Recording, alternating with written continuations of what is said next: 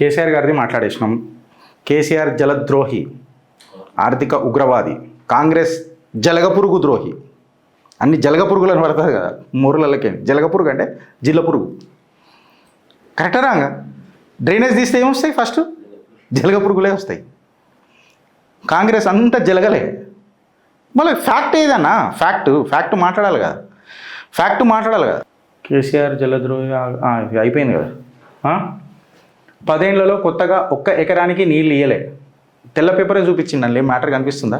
అందుకే నేను అన్ని స్టిక్కర్లు పెట్టినా, అవన్నీ పెట్టి తయారు చేసినాం. గాదే ఐనయ్య అరెస్ట్. జనగామ జిల్లా జాఫర్గఢ్లోని అనాథాశ్రమంలో అరెస్ట్ చేసిన ఎన్ఐఏనే చేసిందా? ఊపా చట్టం కింద కేసు నాంపల్లి కోర్టుకు తరలింపు. 14 రోజుల రిమాండ్. మావోయిస్టులకు అనుకూలంగా వ్యాఖ్యలు చేశారని ఆరోపణలు.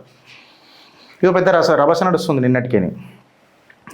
యాజ్ యూజువల్గా వీళ్ళందరూ ఏమని మాట్లాడుతున్నారంటే ఇది ఫ్రీడమ్ ఆఫ్ స్పీచ్కి ఒక పెద్ద దెబ్బ అని.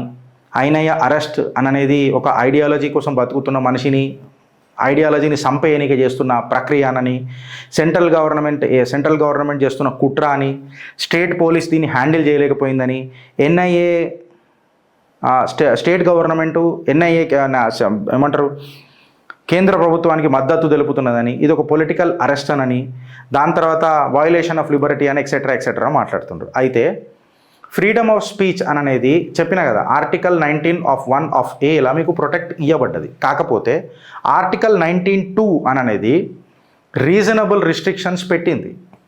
అంటే నువ్వు దేశ ఐకమత్యాన్ని కానీ, సోవరెనిటీని కానీ, పబ్లిక్ ఆర్డర్ని కానీ మిస్కండక్ట్ చేసి నీ ఒపీనియన్లు చెప్పి అడగోలుగా దేశద్రోహ చట్టాలకు ఏదైనా చేస్తానంటే, దేశాన్ని కించపరిచేటట్టు చేస్తానంటే, లేకపోతే సాంఘిక కమ్యూనల్ ఇంటెన్స్ పెంచి ప్రజల మధ్యలో విద్వేషాన్ని రెచ్చగొడతానంటే కూడా ఇది రిస్ట్రిక్ట్ చేస్తుంది. ఇప్పుడు మీరు ఐడియాలజీ ముచ్చటని అన్నారు కదా, ఐడియాలజీని ఎప్పుడు కూడా క్రిమినలైజ్ చేయదు చట్టాలు. కాకపోతే మీరు ఎవరితో అసోసియేట్ అయినరు, మీ ఫ్యాక్షన్లు ఏమున్నాయి, ఆ ఫ్యాక్షన్ల వల్ల దేశానికి ఏం ప్రాబ్లం ఉన్నది, ఏ ఆర్గనైజేషన్స్లలో మీరు పనిచేస్తున్నారు, ఆ ఆర్గనైజేషన్ల యొక్క మంతవ్య ఏంది, దీనికి అంత కాన్స్టిట్యూషనల్ ప్రొటెక్షన్ ఏంది అని చూస్తారు. సో కేవలం మీ ఆలోచనలను క్రిమినలైజ్ చేసిండ్రు అని అనేది గంభీరమైన ఆరోపణ. సెంట్రల్ ఏజెన్సీ ఎన్ఐఏ వచ్చింది అని అంటే ఎప్పుడైతే మీ షెడ్యూల్డ్ అఫెన్సెస్ అని అంటారు, ఏవైతే నేషనల్ సెక్యూరిటీ ఉందో నేషనల్ ఇన్వెస్టిగేషన్ ఏజెన్సీ అనేది ఇన్వాల్వ్ అవుతుంది. నేషనల్ ఇన్వెస్టిగేషన్ ఏజెన్సీ ఇన్వాల్వ్ అయినప్పుడు స్టేట్ పోలీస్కి రిపోర్ట్ చేయదు, అది డైరెక్ట్ దిగుతుంది, దాని పని చేసుకుంటా వెళ్ళిపోతుంది. స్టేట్ గవర్నమెంట్కి అసలు సంబంధమే ఉండదు. ఇది నేషనల్ ఇన్వెస్టిగేషన్ ఏజెన్సీ యాక్ట్ 2008. మళ్ళీ 2008 ఏ ప్రభుత్వాలు ఉండే ఏముండే అనేది మీరు చూసుకున్నాక మాట్లాడుండ్రి. సో ఈ యాక్ట్ ప్రకారం 2008 వాళ్ళకి ఏదైనా తేడా దేశం మీద ఏమన్నా అనిపిస్తే, సెక్యూరిటీ థ్రెట్ అని అనిపిస్తే స్టేట్ గవర్నమెంట్ స్టేట్ పోలీస్కి చెప్పకుండా డైరెక్ట్గా పోతుంది. మీరు ఏదైతే ఇప్పుడు ఇది పొలిటికల్ మోటివ్, పొలిటికల్ వెండెటా అనేది అయితే మాట్లాడుతున్నారో, నేను ఒక ముచ్చట ఏమంటున్నా అంటే పొలిటికల్ అరెస్ట్లను అనేది ఎగ్జిక్యూటివ్ మిస్యూజ్ జరుగుతుందొచ్చు. కాకపోతే ఇది ఒక సెంట్రల్ స్టేటు, అంటే ఒక స్టేట్యూటరీ బాడీ, అంటే ఎన్ఐఏ లాంటి సంస్థ వచ్చి ఇలా డైరెక్ట్గా తీసుకుంటుంది అని అంటే ఇవంతా supervised by courts, subjected to judicial review. మీరు ఇష్టం వచ్చినట్టు మాట్లాడతానంటే కుదరదు. ఎన్ఐఏ ఏదైనా యాక్టివిటీ చేస్తే దానికి లేకపోతే ఎందుకు పెట్టినాం చెప్పు? ఎన్ఐఏ ఒక మాట అడుగుతున్నా, పొరగల మజాక్ కాదు కదా ఎన్ఐఏ పెట్టడం అనేది. మళ్ళా ఏదైతే వయలేషన్ ఆఫ్ లిబర్టీ అని మీరు అంటున్నారు కదా, ఆర్టికల్ 21 ఏదైతే ఉన్నదో చూడు, అలౌ డిప్రైవేషన్ ఆఫ్ లిబర్టీ. అంటే ఎప్పుడైతే లా అండ్ ఆర్డర్, సెక్యూరిటీ ఇట్లాంటి ఏమైనా భద్రతా ఇష్యూస్ వస్తాయి కదా, ఆబ్వియస్గా లిబర్టీ అని అనేది అప్పుడు పనిచేయదు, అబ్సల్యూట్ లిబర్టీ అని అనేది అప్పుడు ఉండదు. ఇది ఎట్లుంటుంది అని అంటే ఇక పార్లమెంట్ ఏదైతే ఉంటుంది కదా, ఈ ఎన్ఐఏ చట్టాలన్నీ ఇట్లా చేసేది జనరల్గా పార్లమెంట్ చేస్తుంది. పార్లమెంట్ ఎందుకు చేస్తుంది అని అంటే ఖచ్చితంగా తెలవాల, ప్రజాప్రతినిధులు కూర్చొని ఉంటారు, ప్రజలను రిప్రజెంట్ చేసే ప్రజాప్రతినిధులు ఉంటారు కాబట్టి ఖచ్చితంగా పబ్లిక్ సేఫ్టీ కోసం పార్లమెంట్ లా తీసుకొస్తుంది. నీ పీస్ఫుల్ యాక్టివిజం ఏదైతే ఉంటుంది కదా, నువ్వు పాలసీ మీద విమర్శ చేయి, ఆధారాలు పెట్టి విమర్శ చేయి, ఇది యాక్సెప్టెడ్, ఇది ప్రొటెక్టెడ్ కూడా. అంతేగాని నువ్వు అన్లాఫుల్ ఆర్గనైజేషన్లకు పోయి ఇప్పుడు వాళ్ళు రాసిరు కదా మావోయిస్టులతో అనుకూలంగా వ్యాఖ్యలు చేసిండ్రు అని అంటే it has been a policy right now, we will clean Bharat from these ఏమంటారు మావోయిస్టులు అని చెప్పి వాళ్ళు పాలసీ చేశారు. పాలసీ చేసిన తర్వాత నీ యాక్టివిజం అనేది ఏడుగాకున్నదని అనేది చూస్తారు. ఇప్పుడు మళ్ళా అయినయ్య గారిని ఎవరు ఇన్నోసెంట్ అని చెప్తారు? మళ్ళీ ఆయన నిజాయితీ ఎట్లా బయటపడాలని అంటే ఆబ్వియస్గా జ్యుడిషియరీ. నువ్వు లీగల్ కౌన్సిల్ని పెట్టుకోవాలా, బెయిల్ అప్లికేషన్ పెట్టుకొని ఫెయిర్ ట్రయల్ పెట్టుకునే ఛాన్స్ ఉంటుంది. వాళ్ళ దగ్గర కూడా ఆధారాలు ఎంత గట్టిగా మీ దగ్గరికి వస్తారు. సో ఇప్పుడు నువ్వు మీడియానో లేకపోతే సెంట్రల్ గవర్నమెంట్నో మీడియా నరేటివ్లు నడుపు. నేను మాట్లాడినా మీరు మాట్లాడినా ఆయన మంచోడు అంటలేను, నేను చెడ్డోడు అని అంటలేను ఇప్పటికి కూడా. ఎందుకు అనంటే ఎన్ఐఏ పికప్ చేసింది, ఏం ఛార్జ్ షీట్ వేసింది, ఏం వేసింది, ఎందుకు ఆయనని తీసుకొచ్చింది, ఆయన మీద ఉన్న ఆరోపణలు ఏంది, సరే మావోయిస్టులతో అసోసియేషన్ పెట్టుకొని ఏమి చర్యలకు తీసిండు, ఇదంతా మూమెంట్ ఆఫ్ టైంలో బయటకు వస్తాయి.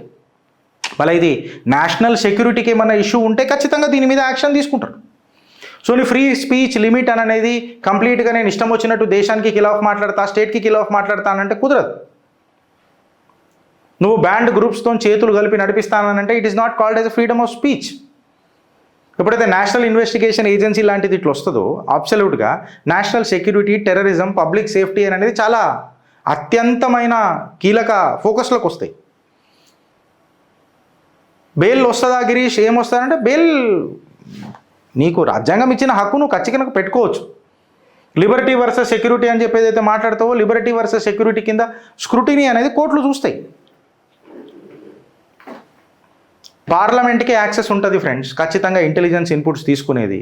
పార్లమెంట్లలో నేషనల్ థ్రెట్స్ ఏమన్నా వస్తే ఖచ్చితంగా డిబేట్లు జరుగుతాయి.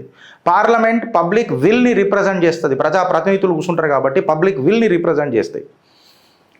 ఆబ్వియస్గా కోర్టులకు పోగానే నాకు బెయిల్ ఇచ్చేయాలంటే కూడా జడ్జెస్ కూడా అన్నిట్లలో ఇంటర్ఫియర్ కారు. When it comes to the nation ఇవన్నిట్లలో ఎక్స్పర్ట్ పార్లమెంట్, దేశాన్ని నడిపేది పార్లమెంట్.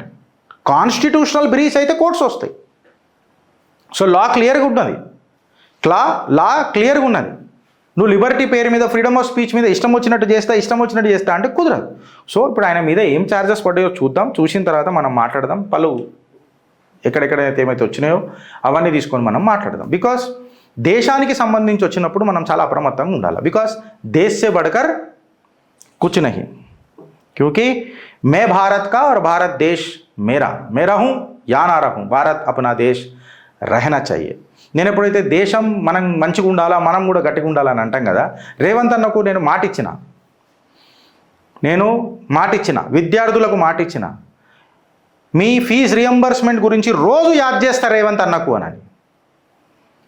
నేను పెన్షనర్లకు మాటిచ్చిన పెన్షనర్ల పైసా ఎక్కడ డైవర్ట్ చేసిండ్రు, ఇంకా అలా గోస ఎవడు పట్టించుకుంటాడు రేవంత్ అన్న ఇంకా ఎప్పుడు నిద్ర లేస్తాడు. నిరుద్యోగులకు మాటిచ్చిన అన్న జాబ్ క్యాలెండర్ మీద రోజు మాట్లాడతానన్న జాబ్ క్యాలెండర్ ఏమైందన్న? భారత్ మాతాకి జై.